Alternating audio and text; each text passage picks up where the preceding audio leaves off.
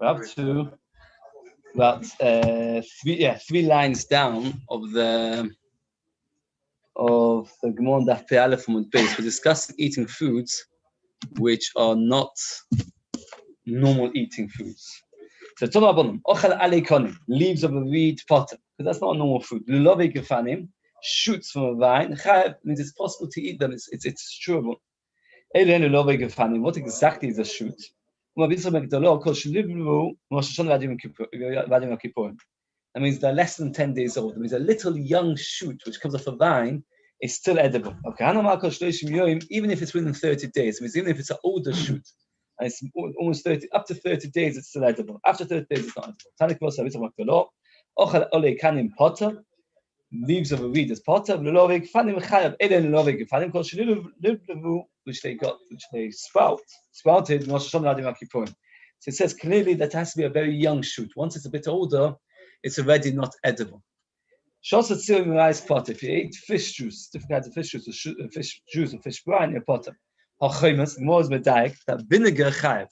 Vinegar is a more edible drink than fish juice. Now, if vinegar would also be potter, the Mishnah would have told us the bigger chiddush. Since the Mishnah doesn't mention vinegar, it's a raya that vinegar is chayav. That means it's possible to drink vinegar. Now,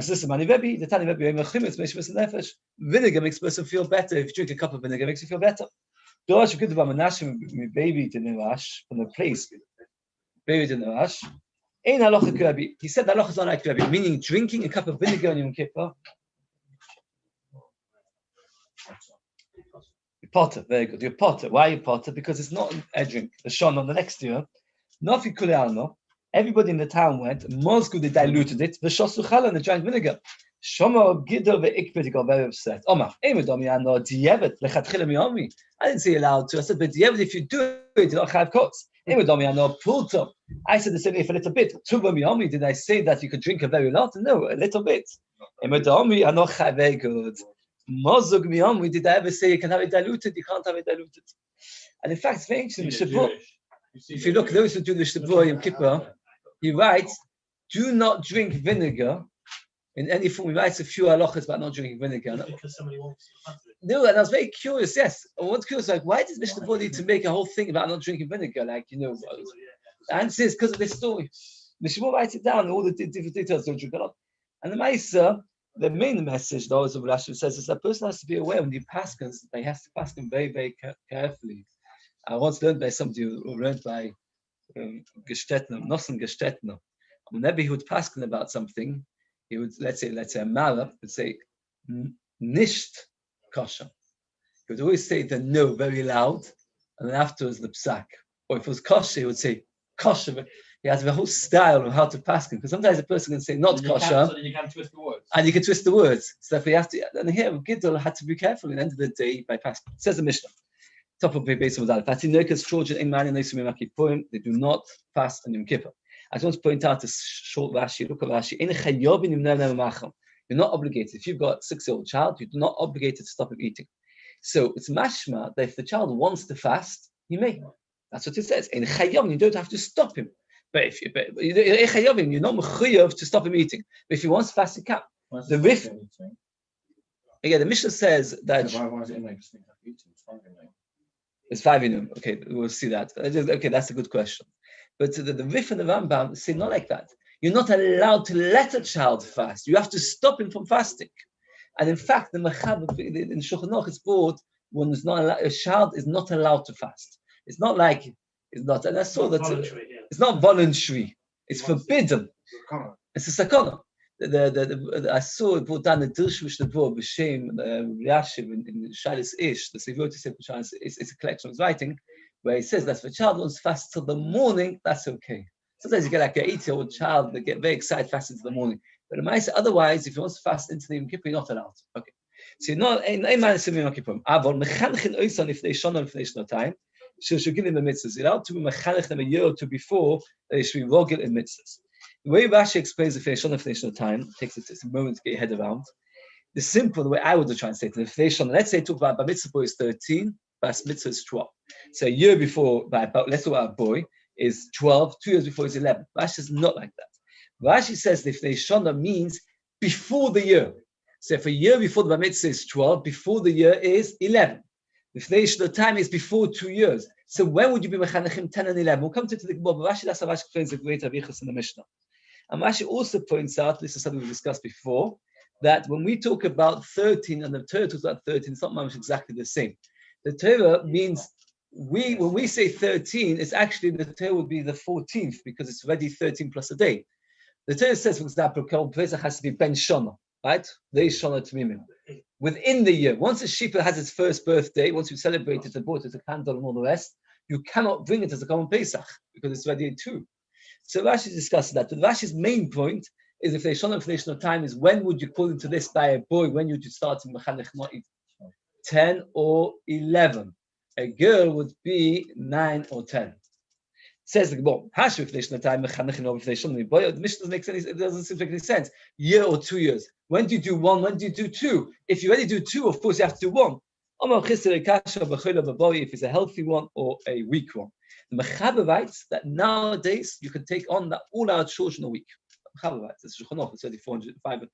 That's already 500 years ago. He was 14, 15, he was 50, he wrote it about 1530. So how many years ago is that? 2020? It's almost 500 years ago that you can take on the old children not well. So therefore, according to that, it's only if they shop. Now, Omar Chista.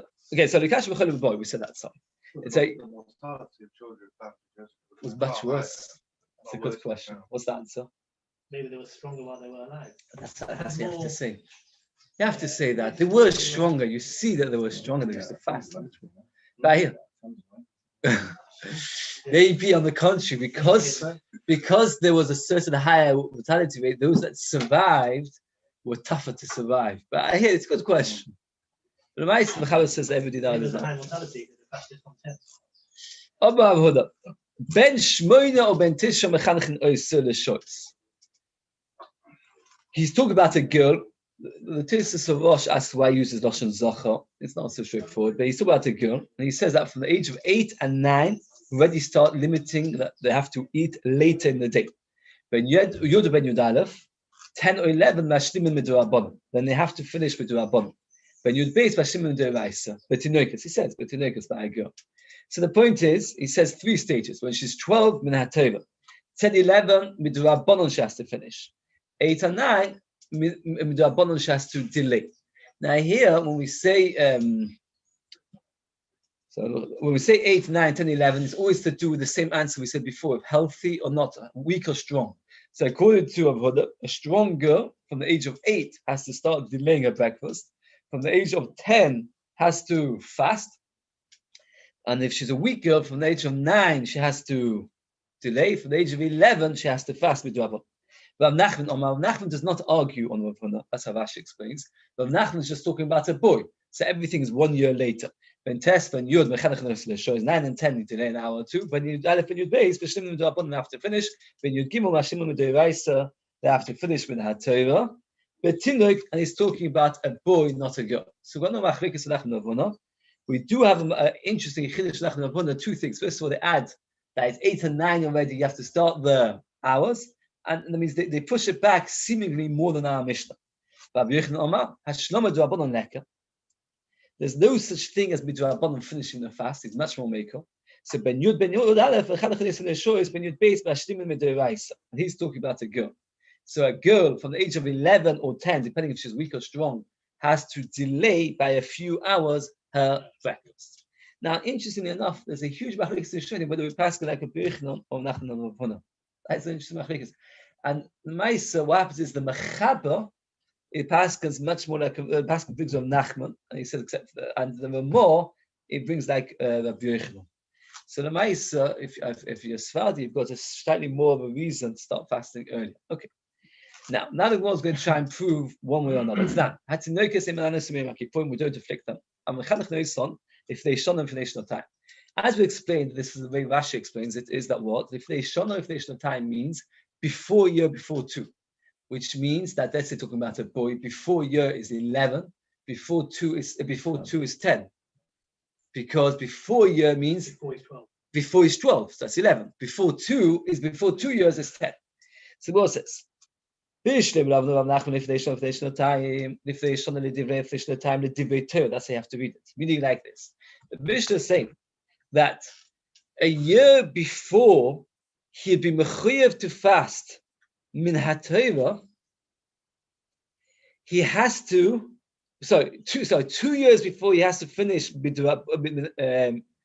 haTorah, he has to already delay the eating. Again, let's get it clear. According to, let's say, talk about Rav Nachman. Rav Nachman talks about a boy. So let's talk about a healthy boy. A healthy boy, when does he have to start minimizing his hours? At the age of 9. So therefore, what we say is like this: 2 years. According to 2 years, I'm just trying to get it. Sorry, right, like this. So midrabanon. So I made a mistake. According to Rashi, Rashi explains everything is talking about somebody who's not well. So therefore, we're talking about somebody who's not well. So let's get it clear. So the Mishnah says that 2 years before, he has to already limit his hours. The more understood, mechanechin, chinuch doesn't mean hashlama. That's the more understood stage. Chinuch means to delay. So therefore, you have to delay 2 years before and 1 year before. What's been 2 years and 1 year before? The answer is like this. 2 years before, we're talking about chola, Rashi says. So we're talking, so by chola, when does he have to delay? According to Rav Nachman, he says, let's see the more inside again. When he's 10. When he's 10, he has to delay. So how does that fit with our Mishnah? The answer is like this. It is 2 years, very good. It's 2 years before his bar mitzvah, because it's the year before the 2. I mean, the Mishnah says like this. A year or 2 before, he has to start delaying in hours. So talk about a chola. A chola at the age of 10 has to already limit the amount of hours. He has to limit his breakfast. That means delay his breakfast. The Mishnah says before 2. Before 2 meaning like this. 2 years before his bar mitzvah. So his bar mitzvah is 12, 11. Before those 2 years, he has to delay his hours. That's the age of 10. He has to start eating breakfast late. Before 1 means before the 1 of when he would have to finish B'durabanan. When does he have to finish B'durabanan? Only a year before, because he's not a well child. So therefore, it comes out that again, both year and 2 years is referring to a child who's not well, and they both mean the year before 1 or the year before 2, and it fits it very nicely. Again, according to Rav Nachman, talking about a child who's not well, it works as well according to Rav Huna by a girl. According to Rav Nachman, a child who's not well, at the age of 13, he needs to fast min haTorah. At the age of 12, he has to fast b'durabanan. At the age of 10, he has to delay his breakfast. So therefore, when we say like this, before 2, what we mean is, before the 2 years that he needs to fast min haTorah, that is, take 12 years, 11 years, 10 years, that is when he needs to delay his breakfast.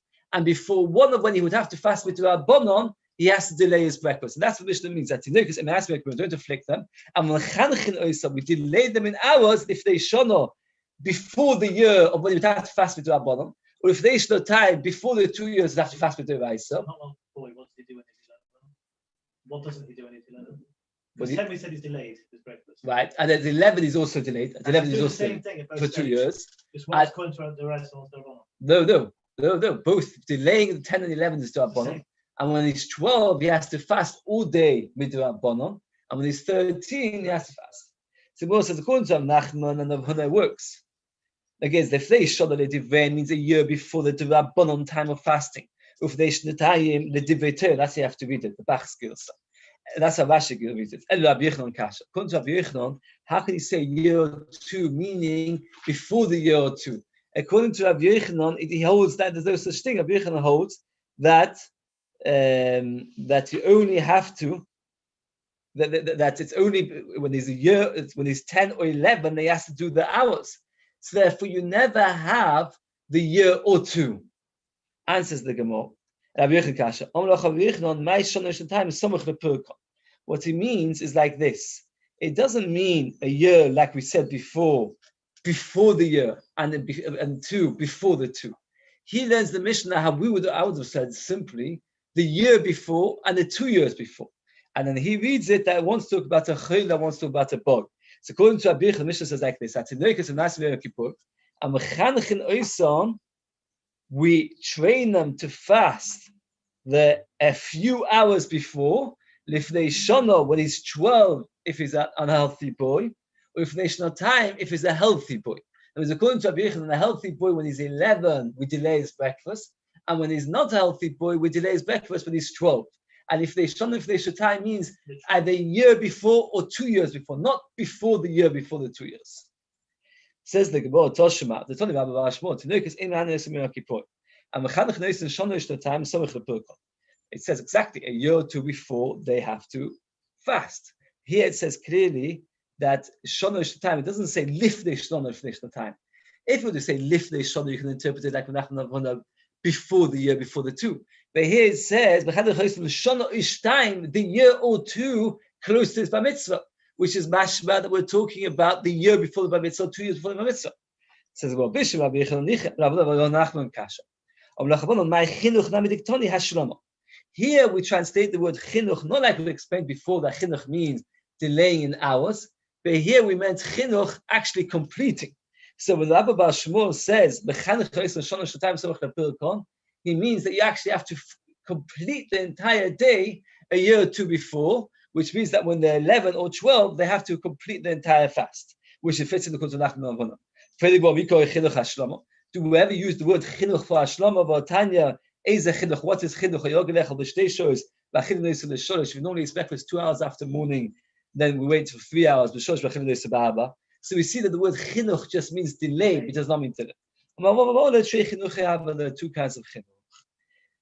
So for the Gemara Ma'aser comes out, there's a machlokes between Nachman Avona versus Rabbi Yechon as to whether a child, according to Rabbi Yechon, there's no such thing as ever finishing with Rabbanon.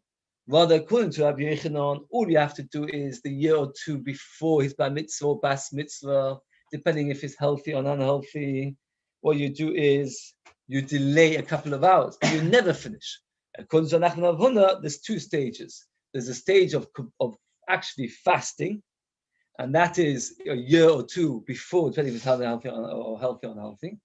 And then there's a year or two before that, if he's what's the word for it, for doing hours. So according to Rav Huna, for a girl by the age of 8 already, she's doing, if she's a healthy girl, 8 or 9, she has to delay. 10 and 11, she has to fast. If she's not a healthy girl, by the age of 9, 10, she's delays, and 11 she fasts, and by boy it'll be all a year later.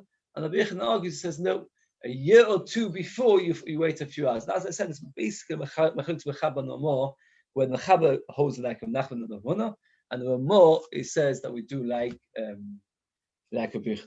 It says in the Mishnah that the children don't fast. Yes. Is it down to a definition of what's a child? It's telling them to fast before they have to. I mean, that's the argument. What is a child? So when it says a Mishnah's child, it doesn't mean under bar mitzvah. No, it doesn't mean under mitzvah, because the Mishnah carries on. If they shun, if they shut time, that a year or two before we do try and train them in. Well, so obligated. So ein ma'anin is obviously referring to a child younger than that. That's for training them. That's not an obligation. Right, but this is like to withhold food from them until they're after bar mitzvah. No, that's not how the Gemara is explaining the Mishnah. The Mishnah is like this. The Gemara explaining the Mishnah like this. Atinoikus, a child who is little, meaning either below the age of, let's say, 10, we don't force them not to eat. It means we can allow them to eat. Once they are closer to bar mitzvah, then we have to stop them eating. Mechanchen oisam means that we stop them eating. We do not. We actually give them breakfast later. We do not allow them to have breakfast until a later stage in the day. That's right. A tinoikus. That's a very good point. Usually, whenever we talk about a person under bar mitzvah, we just use the word cotton goder. Here, tinoikus means somebody even less than 12. No, they've reached the age of chinuch. The age of 8 or 7 or 8, the age of chinuch. So that is the argument in the Gemara. What exactly is the definition of a tinoikus? According to Nachman Avona, a tinoikus is anybody under the age of 8 or 9. According to Rabbi Yochanan, it's anybody under the age of 10 or 11.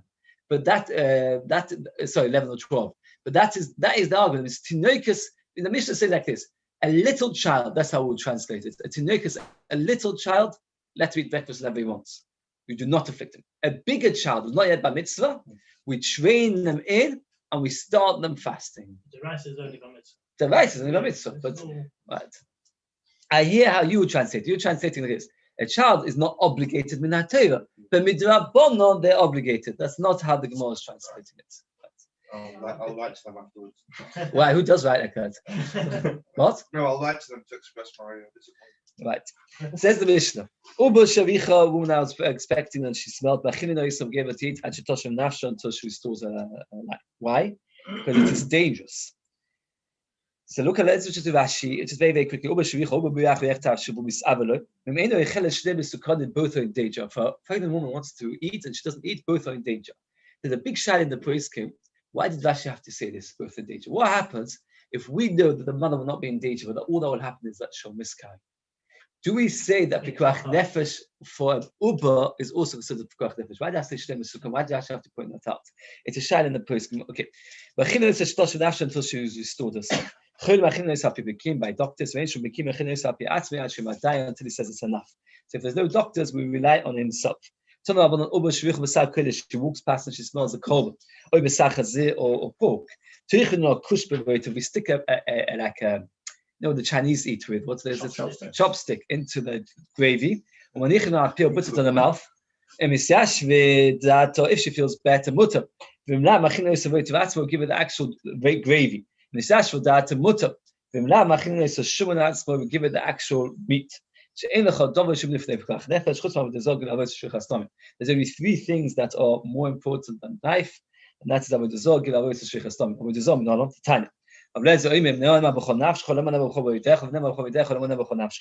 we say in the Shema, with all your life and all your money. Why do you have to say both? Sometimes a poor person, hopefully that's how most people should be, the life is more important than money. That his money is more important than his body. So for the Torah tells us with all your life, a person has to love Hashem even more and more than his life. The Torah there says, as the Pashas say, that if a person that has relations with another married woman, both die. Because at the end of the day, they're both chayvi, so they're both cheated, both cheated. Now, what happens if he grabbed her and he forced her, right? Then Naloch is to Anam Avos, which is only done Kiddush and Nisuin. So what happens is he dies, but not her. Why does she not die? Because she was forced into it, she was raped, she didn't have any choice about it. Now the Apostle finishes off and says that you can't blame her, because it's as if somebody murdered her. As if, what would you blame her? It's not her fault. The question is, what's the Torah adding by saying it's as if she's being killed? And what does that add to us? The apostles just say, don't do anything to the girl because she was forced into it. Why does the Torah need to add, it's as if that she's being killed? Says the apostle says, this matter is like somebody killing somebody.